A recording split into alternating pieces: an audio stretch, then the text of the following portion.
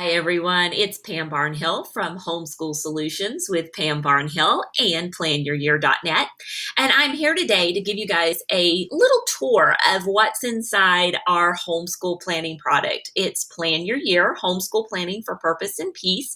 And I thought some of you might like a little peek at what's inside and what makes Plan Your Year different from other homeschool planners that are out there. So on the main page of our planner right here, we have a number of things. First of all, we have the planning guide, and this is what really sets us apart from other homeschool planning products that are out there. The planning guide actually walks you through how to create your homeschool plan, and I'm going to give you a peek inside that in just a second.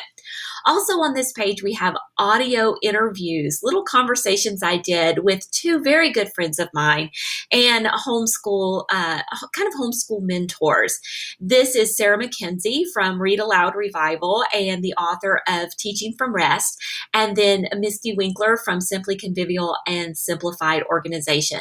And so we have two different interviews here with these ladies that I think are really helpful in creating a homeschool plan that's going to work for your family.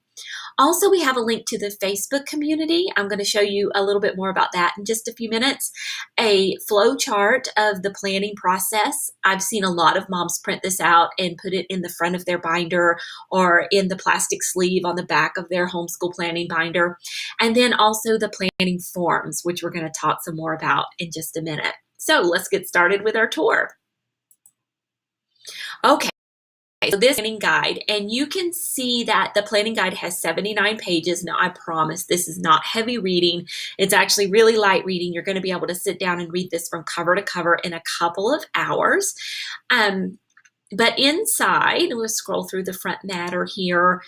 You see the table of contents, and we actually break down homeschool planning into 10 steps. And one of the things that might surprise you is you don't actually start buying things until step 6.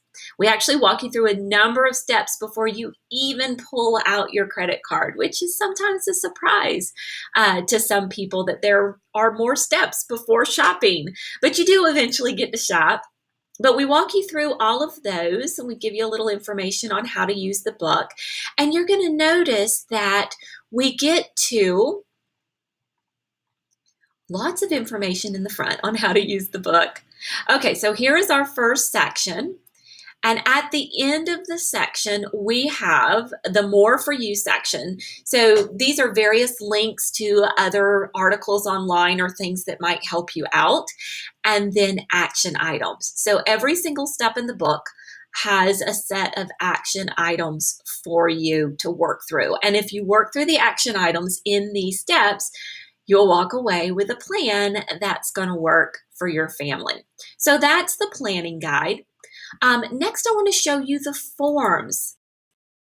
So the really great thing about the planner, this is kind of what you expect when you get a homeschool planner, all of these forms that you can fill out.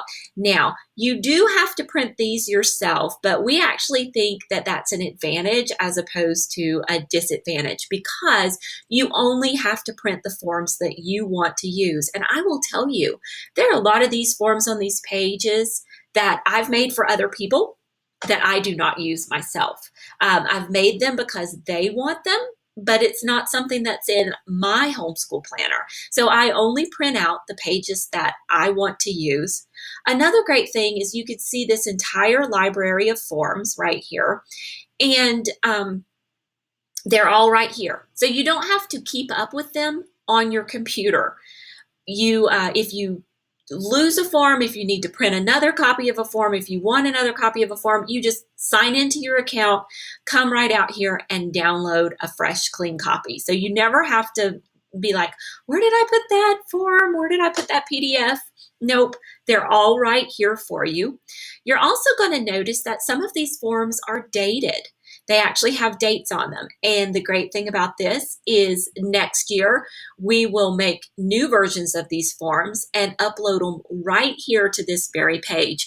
So what that means for you is you can check back in year after year and get a brand new updated copy of the form, and you never have to buy anything ever again. So that's another lovely thing about the planner, is it's the last homeschool planner you're ever going to have to purchase.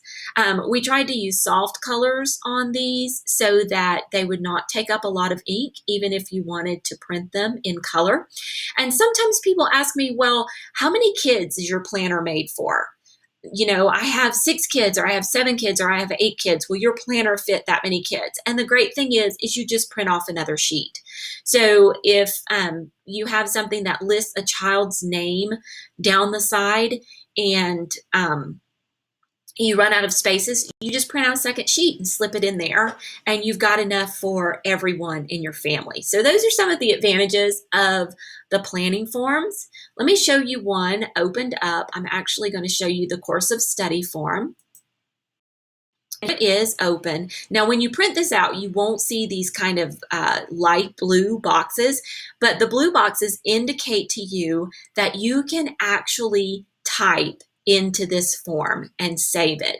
So the first thing you want to do before you do that is you do want to save a copy of this to your computer, because if you start typing right here in the browser, your changes won't be saved, and that's very heartbreaking when people tell us that happens. So you're going to want to save a copy to your computer and open it in the free Adobe Reader program. Now, I'm not going to do that right now. I'm just going to show you, though, that you can type into these. I'm going to put Olivia, that's my daughter, and she's 12, and we might be doing, I always spell things wrong when I type in these videos because I'm trying to type and talk at the same time. Language, L-A-N-G-U-A-G-E. Okay, let's go with something easy like history. All right, so you would type in here, and we're going to do language arts daily. We have no state requirements for language arts. We have no cover school requirements. But, you know, if you do, sometimes I use this column for something different. And then for notes, you know, I might put that we're using IEW writing or something like that.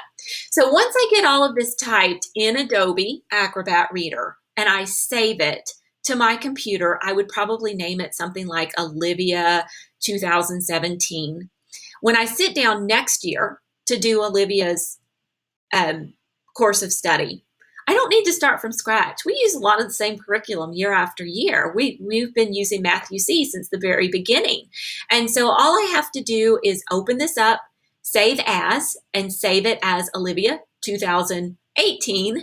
And then I can just go in and edit this and make a few changes to it. So that's one of the wonderful things about being able to type. Another thing is, I feel like my handwriting is really stinky looking, and so I like to have everything all typed out and nice and pretty, so I can do that as well. And then there are people who never print these forms at all. They simply do the PDFs and leave them digitally. Some people like to keep a book list, so they start a book list in one of the forms, they add to it all year long, and then at the end of the year they print it out. And then Misty Winkler actually shows you how to save these forms into Evernote, so you can actually keep a record of the forms in Evernote and never print them out at all. So there are just a few options for you with the forms that you can actually type in. This is great too for like student weekly planners and things like that, where you're writing the same thing over and over again. You can create one planner, open it up every week and print it out and not have to retype. So that's a lot of fun. All right, so those are some of the things that you could do that update every year.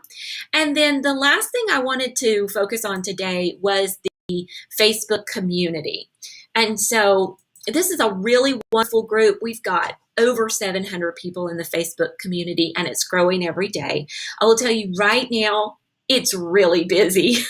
It's not always this busy all year long, but it does stay active all year long with mamas helping each other out. And right now it just happens to be particularly busy. Dawn Garrett is the community manager for my website, and she actually runs this community. I pop in from time to time, but Dawn's a lot more chatty online than I am. She has one of those great, helpful online personalities. And you can see that right now in the group, they're walking through Plan Your Year step by step. And so she's actually chatting with them about various things that they're working on, and everyone is working through the steps and commenting um, on how their plan is going. Look, they're even posting copies of their own forms for everybody to have a look at and comment on. And so they're getting a lot of feedback in there as well.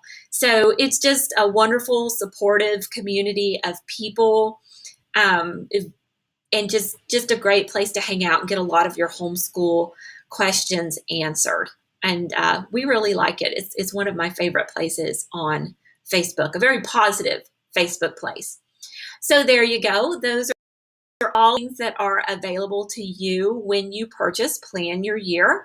And it's updated every single year. We call it the last homeschool planner you're ever going to need. And we can answer any questions for you. You can either leave your questions here and we'll come back and answer them for you, either Dawn or myself, or you can send us an email to info@pambarnhill.com. I have to get my own name right, and we'll answer questions for you over there through email as well. So thanks, guys, and have an awesome day. I hope you enjoyed the little sneak peek.